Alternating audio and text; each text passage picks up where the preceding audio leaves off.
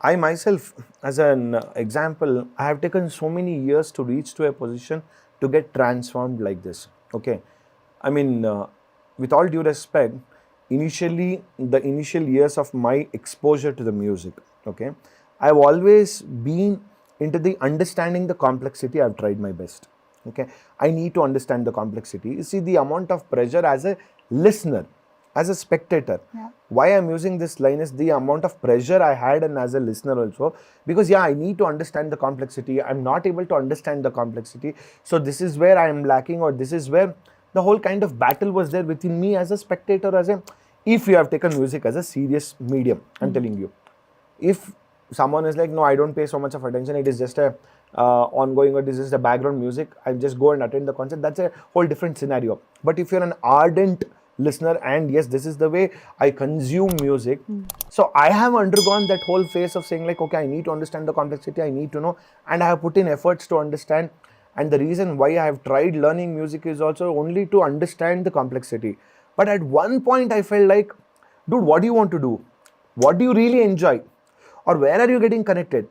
The same bhava, I'm just telling you as an example, like when you sing, if you say Jagado Dharana, I might get, I might emote, or I might resonate, and I might really get into the trance. Similarly, with someone Ilayaraja music also, I'll put both the music on the same pedestal and saying like, this is where I belong to. True. So when someone is singing Jagado, or be it, forget about Jagado Dharana, be it I'm telling someone is singing a main piece on a hypothetical situation. If they're performing in a Simendra Madhyama Raga with Raga, Narval, Swara Prastapna, Tani antanu ankolana, I might have got emoted in the same way only like an Ilayaraja song also, or be it a Rahman song also, or be it someone on Ajneesh Loknath's music also. I'm just giving an example. Then I figured out, overall the spectrum is music, the bhava. Understand or try to connect yourself to the bhava. Put yourself into that place wherein you will be, I think how beautifully this Kishori Amma had told, I had just read it somewhere. So she said, I used to converse with the swaras in my dreams, she used to say. I'm like, wow. I mean, somebody told me this, in fact. When at that point of time, I felt like, it's such a nice statement, that's all. I never got into the depth of what it actually meant. But later when I started saying like, okay, I might understand music a little better than a normal layman. I may not be a performer, but still then later I figured out saying like, how beautifully she said, she's conversing with the swaras. Andre, she is literally in that state of mind wherein she is actually like sadhana. In direct communication. Direct communication. Like they say, people say, I am in direct communication with the deities, I talk to them and tell. Exactly. Correct. She is seeing the deity in form of the swaras. Nothing but the same. Same. It is the same. Until and unless the artist sees it that way, it will not reach the audience. It will not reach. Yeah. And not necessarily every spectator or every listener or every viewer should see in that way. Not on peculiar case. But like me, there are so many people who will consider music as a consumable platform anta tondre divine agi nodtare. That is why you will have so many people in your concerts. See, even though we know 10, ಈಗ for example 10 ಕೃತಿಗಳನ್ನ same ಕೃತಿಗಳನ್ನ ಒಂದು 10 concert ಅಲ್ಲಿ ಒಂದು performer ಹಾಡಬಹುದು. Okay, but still I would go to all the 10 concerts of that performer. Why? Because every concert there is a different takeaway. Yes. Because the musicality is different, the bhava is different, the lyric might be the same, the raga might be the same. This, over the period I understood, this is where I need to just consider about myself. This is the way I need to consume. Yeah. Be it Shivasri, today you are singing Simendra Madhyama if you sing, and tomorrow if some XYZ singer, ಎರಡು ವ್ಯತ್ಯಾಸ ಇದ್ದೇ ಇರುತ್ತೆ. Same ತರನೇ ಹಾಡ್ಬೋದು. Both of you might have learned from the same guru also. Yeah, same guru, same raga, same raga, same even sangatis, same kala pramana and sangatis. Everything. But the bhava, entirely different experience. The bhava, what you sing or then, I might get connected to you. ಅವಾಗ ಕೂತ್ಕೊಂಡು I should literally feel like ಅಂತರ ಅದೇನೋ ಅರೋಮಾದಲ್ಲೂ ಹೇಳ್ತಾರಲ್ಲ, ಕಣಕಣದಲ್ಲೂ it is imbibed ಅಂತ ಹೇಳಿದಾಗ, that is when I feel like, yes, as a listener, as a spectator, as a viewer, I think I have enjoyed that ecstasy or like that level of music. I can consume it. True. I can connect or I can play with the musicians' music ಅನ್ನೋ ಒಂದು ಸ್ಟೇಟ್ಗೆ ಹೋಯ್ತು ಅಂದರೆ, I've spoken too much anyway. So when you say that, I remembered this joke from very long ago. My guru had told this to us in class. When he was teaching us, he had told that some other great vidwan had made fun of this another artist. They usually do this thing. So when he had told that, this artist had sung one of Tyagaraja kritis, one of his kritis, and took the Neravel in Kapivaridhi Datuna.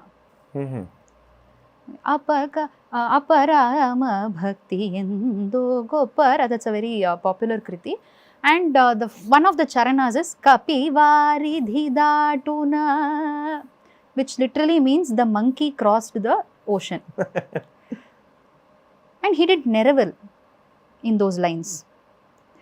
So it came and struck us like a spear coming and hitting your head.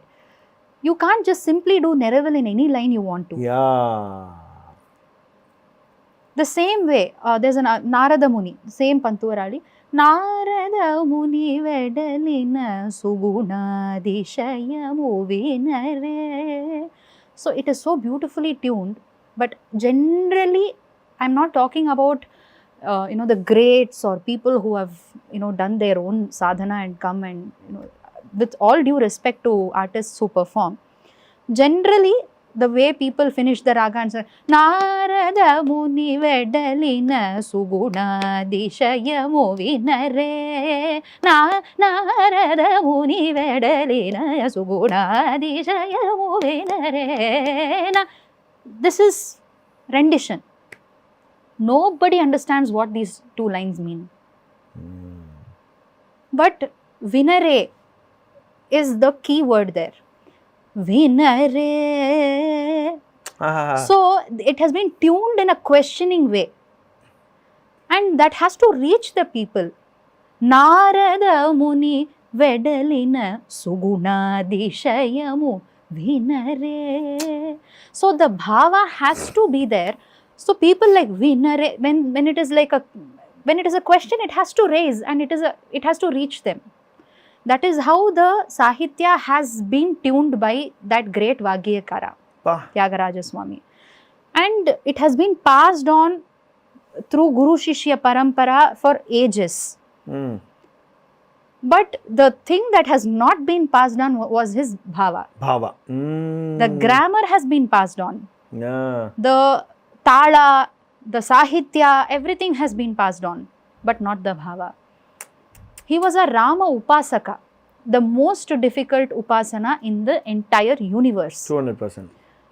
If he had to come up with such Sahitya, imagine the level of bhakti that he must have been in. Oh, yeah. You cannot say it was, he just sat down and saw if the first word rhymed with the second word. No, it is not impossible to compose like that with the raga. Why was he a Vagyakar? He was not just a music composer. He was not a writer. He was not a lyricist. He was a music composer. He was a Vagyakara because it came with the raga. Right? So without the bhava, it is impossible. Unarguably, it came with the bhava, and it has to be transferred with that same bhava. And with all respects to my guru, he has taught me how to sing every single line, every single Sahitya with that bhava.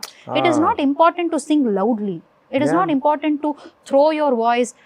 And, there needs to be, modulation when we sing. That also tries to bring out the bhava. And in this, one of the charanas is, Rajillina Shri Tyaga. There we can't do Neravel. Shri Tyaga, Shri Tyaga, Shri Tyaga, we can't do Neravel. ಇದೇ ರೀತಿ ಇನ್ನಷ್ಟು ವಿಷಯಗಳನ್ನ ತಿಳ್ಕೋಬೇಕು ಅಂತಂದರೆ gold class with Mayura ಅಂತ main channel ಇದೆ. ಅಲ್ಲಿ ಹೋಗಿ ಪೂರಾ ವಿಡಿಯೋನ ನೀವು ನೋಡಬಹುದು.